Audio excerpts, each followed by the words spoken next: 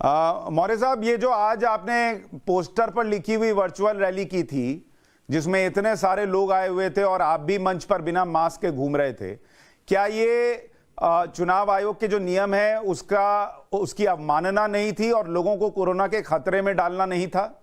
हम लोग मास्क पहन के गए थे। ये जरूर है कि जब मंच पर गए तो उसको हमने मास्क नीचे कर लिया था और साथ ही साथ हम लोग बाकायदे ज़्यादा क्राउड ना हो इसलिए बाहर उसको टीवी के माध्यम से जो एलईडी होती है जगह जगह ला दिया, जहाँ की कुछ कार्यकर्ता वहाँ बैठ करके उसको देखें। और स्वाभाविक रूप से ये कुछ हमारे विधायकों का, कुछ मंत्रियों का आज समाजवादी पार्टी में सम्मिलित होना था और मंशा यही था और निर्देश भी यही था कि सभी प्रोटोकॉल, कोरोना के प्रोटोकॉल का पालन भी करेंगे और मास्क भी पहनेंगे। अब आपको बताऊं कि माला पहनाने के चक्कर में मेरा मास्क गिर गया था। जब गिर गया तो मैंने उसको उठा कर लगाया नहीं दोबारा।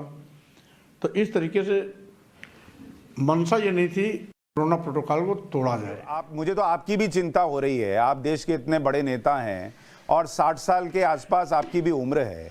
आप कह रहे हैं मास्क गिर गया तो मैंने दोबारा उठाया नहीं। सोचिए आपको कुछ हो जाए या अभी हो गया हो, क्या पता कोरोना अंदर घुस गया हो, आपको पता ही नहीं है, कितने और लोगों में घुस गया हो। ये सब चिंता की बात है ना नहीं, सर? आपका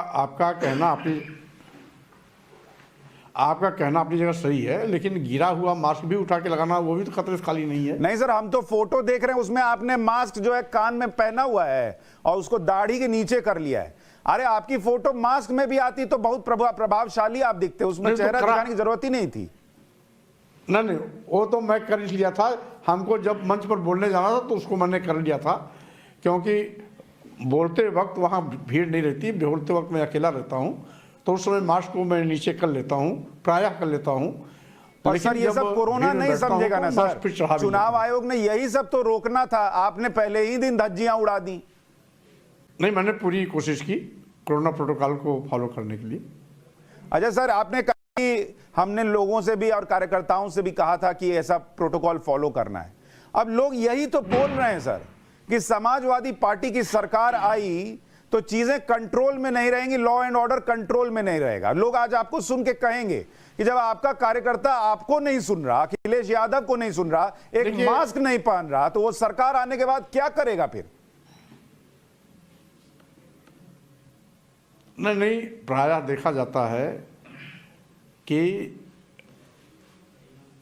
ऐसा अमूमन, जैसा कि प्रायः कार्यकर्ता प्रोटोकॉल वो क्या नाम मास्क पहने भी थे, अखिलेश जी भी पहने थे, मैं स्वयं पहना था और भी तमाम मंच पर बैठे हुए नेता पहने थे। लेकिन हाँ, ये जरूर है कि कुछ ऐसे भी लोग थे जो मास्क नहीं पहने थे। अच्छा मौर्य साहब, एक बात ये भी बताइए कि आप अब समाजवादी पार्टी में हैं और अभी एक आपका बड़ा इंटरव्यू भी वायरल हो रहा है जो हफ्ते भर 8 दिन का पुराना है, जिसमें आप जो है वो तब आप बीजेपी में थे और किसान मोर्चा और अति पिछड़ों को समझाने गए थे कि बीजेपी और योगी सरकार और मोदी सरकार ने कितना उनके लिए काम किया है। और वो वीडियो घूम रहा है जिसमें आप कह रहे हैं कि मैं समझा के आया हूं कि इन लोगों ने बहुत काम किया है। हफ्ते भर में आपने चिट्ठी लिख दी कि ये तो किसान विरोधी, अल्पसंख्यक, अति पिछड़ा विरोधी और दलित विरोधी, सबके विरोधी है। ये 7 दिन में कैसे विरोधी हो गई सर? हमने जिन इश्यूज को रेज किया है वो आपके चैनल ने भी दिखाया और सभी चैनलों में चला और आम लोगों के सोशल मीडिया पर भी चल रहा है। कुल मिलाकर के हमने वो इशू रेज किए हैं जो हाँ सरकार ने ठीक संवैधानिक व्यवस्था के विरोध में काम किया।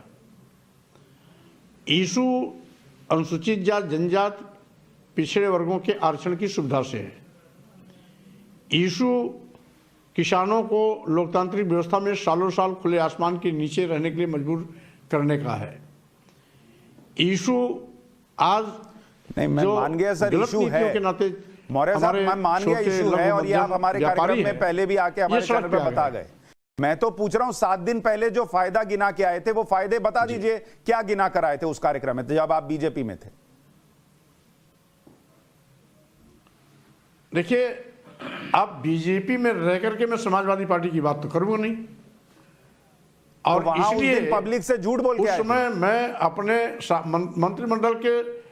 मंत्रिमंडल के सामूहिक मंत्रित्व की जिम्मेदारी का निर्वहन कर रहा था, लेकिन जिन तथ्यों को आज मैं उल्लेखित कर रहा हूं, इनको मैं कैबिनेट में भी और केंद्रीय नेतृत्व के सामने भी समय समय पर मैं रखता भी रहा हूं। मौर्य साहब, मेरा प्रश्न ये है, मौर्य साहब, करता रहा हूं, आप कह रहे हैं आप उस दिन और कैबिनेट सरकार के के पद पर मनमानेपन थे और के अपनी प्रति जिम्मेदारी का सजग निर्वहन सावधान कर भी रहे करता थे। रहा हूं। तो लोग ये कहेंगे कि उस दिन इसका मतलब आप झूठ बोलकर आए थे कि योगी मोदी ने बड़ा काम किया है अति पिछड़ों के लिए और किसानों के लिए। तो जब आप उस दिन झूठ बोलकर आ सकते हैं, तो आज सच बोल रहे हैं, इसकी क्या गारंटी है कि अखिलेश यादव अच्छा ही करेंगे? हो सकता है आज भी झूठ बोल रहे हो। आज तो मैं जो भी बोल रहा हूं रिकॉर्ड में है, वो भी रिकॉर्ड में है सर, तथ्यात्मक है, वो भी रिकॉर्ड में है सर, और भारतीय संविधान की व्यवस्था के विपरीत है। उसमें भी बहुत सी ऐसी चीजें हैं, जैसा कि आप जानते हैं सब कुछ अच्छा होता किसानों के लिए तो किसान आंदोलन क्यों करता? तो सर आपने तो ट्विटर पर प्रधानमंत्री जी को बधाई दी थी कि आप बहुत खुश हैं कि कानून वापस हो गए, फिर आप अलग से क्यों चले गए? उस दिन तो आप प्रधानमंत्री से खुश थे। प्रधानमंत्री जी ने किसान बिल वापस लिया, इसका मतलब किसानों की मांग जायज थी, लेकिन मैं सरकार में मंत्री हूं तो प्रधानमंत्री की मैं आलोचना तो खुल्लम खुल्ला कर नहीं सकता। आज मैं मंत्री नहीं हूं तो आज मैं मंत्री नहीं हूं, इसलिए सामान्य नागरिक की जिम्मेदारी का निर्वहन कर सकता हूं। नहीं, पर सर लोग पूछेंगे ना, तब आप मंत्री थे इसलिए मुंह बंद करके बैठे रहे या झूठ बोलते रहे। आज हो सकता है आप टिकट के लालच में झूठ बोल रहे हो या टिकट के लालच में कोस रहे हो। आपकी ईमानदारी पर लोग शक क्यों ना करें, मुझे इतना बताइए। मैं ये कह रहा हूं, बहुत रिपोर्टेड चैनल के आप बहुत वरिष्ठ पत्रकार हैं। मैं ये कहना चाहता हूं कि मंत्रिमंडल की जो सामूहिक जिम्मेदारी है उसके निर्वहन करने की मर्यादा को निभाना पड़ता है, एक चीज। दूसरी चीज, मंत्री रहते हमारे लिए उचित प्लेटफॉर्म था हमारा कैबिनेट और राष्ट्रीय नेतृत्व। अब मंत्री नहीं हूं, इसलिए अब हमारे लिए उचित प्लेटफॉर्म है उत्तर प्रदेश की जनता और ये चौथा स्तंभ यानी मीडिया। तो अब जहां मंत्री न रहने पर जो हमारा उचित प्लेटफॉर्म है, मैं वहां अपनी बात रख रहा हूं और अब मैं मर्यादा में बंधा नहीं हूं। अब तो हम पूरे प्रदेश के हितों की बात खुल के रखेंगे, जो सही है उसकी हम तारीफ करेंगे, लेकिन जो संविधान के व्यवस्था के विपरीत स्वामी प्रसाद मौर्य जी, उसका तो खुल्लम खुल्ला मैं तो आपसे ये कह रहा हूं मौर्य साहब, मैं तो आपको सबसे ईमानदार नेता और सबसे दलितों, शोषितों और वंचितों का प्रभावशाली नेता भी मानता हूं, लेकिन मैं वो प्रश्न पूछ रहा हूं जो पब्लिक के मन में, और आपको उसके जवाब देने चाहिए ईमानदारी से कि भाई अगर आप उनके लिए इतना ही सोचते थे और पद की मर्यादा के तहत बोल नहीं पा रहे थे, तो पद को लात मार देनी थी सर, जैसे आज मार के निकल आए। पार्टी को लात मार देनी थी जैसे आज मार कर निकल आए। चुनाव के 2 हफ्ते 3 हफ्ते पहले आप आएंगे बाहर, वो आ गया, तो लोग आपके ऊपर शक करेंगे। देखिए, 5 साल का जनादेश जिसका सम्मान करना हमारा नैतिक धर्म है, वो मैंने किया। नए जनादेश की बारी आई तो मैं स्वाभाविक रूप से जो खामियां हम प्रस्तुत करते रहे पहले नहीं सुनी जाती रही, उसको हम जनता को सुनाएंगे, और आज इसीलिए हम उस बात को जनता को सुना रहे हैं आपके चैनल के माध्यम से। स्वामी प्रसाद मौर्य जी, लोग तो ये भी चर्चा कर रहे हैं कि आपको तो मायावती जी ने भी बहुत दिया, आप चुनाव जीते तो भी मंत्री बनाया, आप चुनाव हारे तो भी मंत्री बनाया, आपको नेता विपक्ष भी बनाया, और आपने जब उनको छोड़ दिया तो ये 5 साल वाली बीजेपी क्या थी और कल को अखिलेश यादव क्या होंगे। आप पे लोग इस तरीके की बातें कर रहे हैं। देखिए, आप केवल एक तरफा क्यों देखते हैं? ये क्यों नहीं देखते कि बहन मायावती जी मानवर कांशीराम जी के निर्वाण के बाद सीधे मानवर कांशीराम का ही फार्मूला बदल दिया। जो मानवर कांशीराम कहा करते थे कि जिसकी जितनी संख्या भारी उसकी उतनी हिस्सेदारी, और उनके आंख मूंदते ही बहन मायावती ने दूसरा फार्मूला दे दिया कि जिसकी जितनी तैयारी उसकी उतनी हिस्सेदारी। तो स्वाभाविक रूप से कहीं न कहीं कोई न कोई व्यवहारिक और वैचारिक कारण होता है कोई अगला कदम उठाने के लिए। तब आपको चुनाव के पहले ही बातें समझ में आई, शुरू में नहीं? देखिए, जब जनादेश की लेने की बारी होती तभी हम 5 साल के जनादेश को बीच में जनता का अपमान नहीं कर सकते।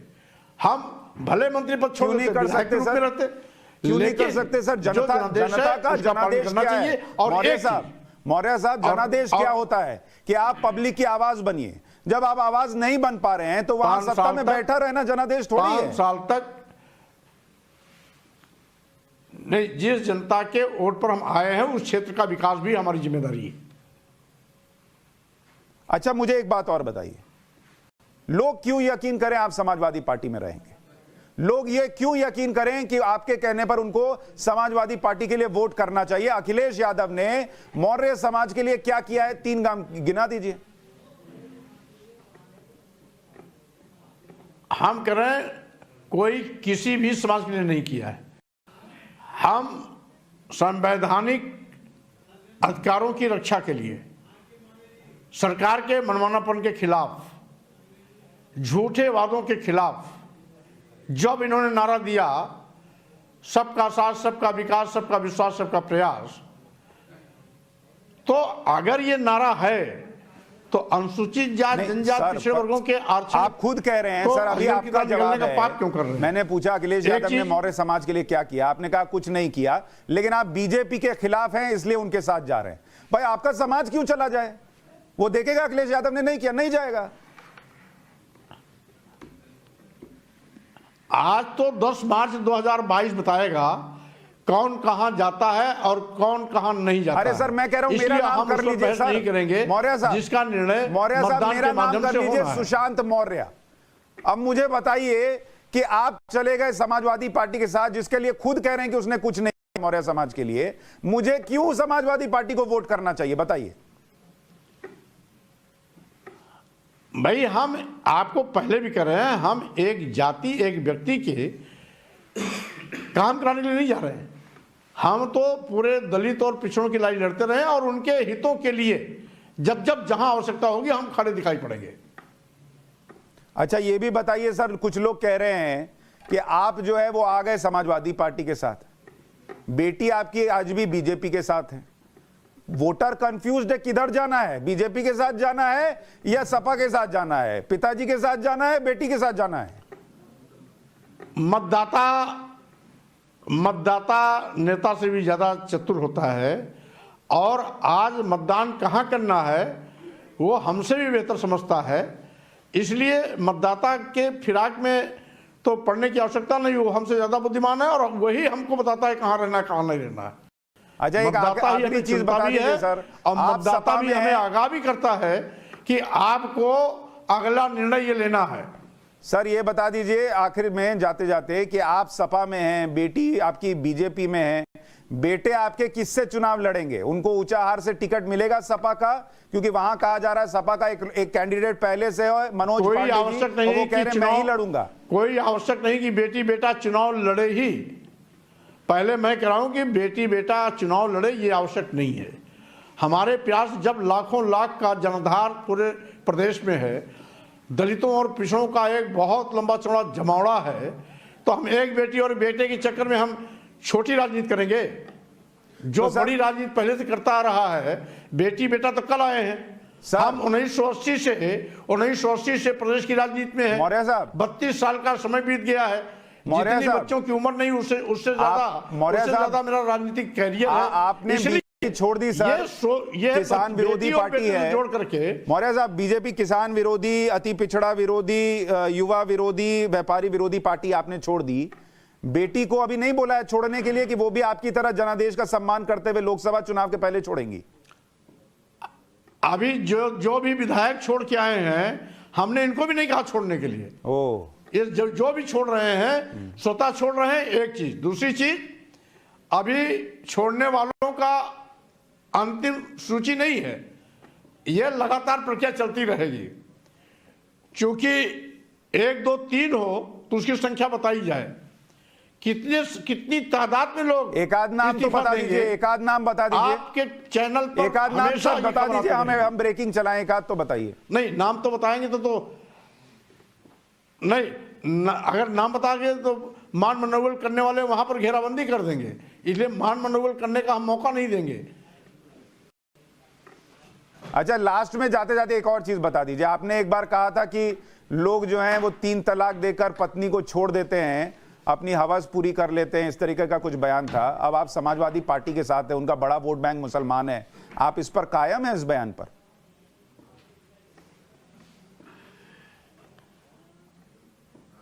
देखिए, मैंने 3 तलाक का स्वागत किया था, बस इसके सिवाय और कुछ नहीं किया था।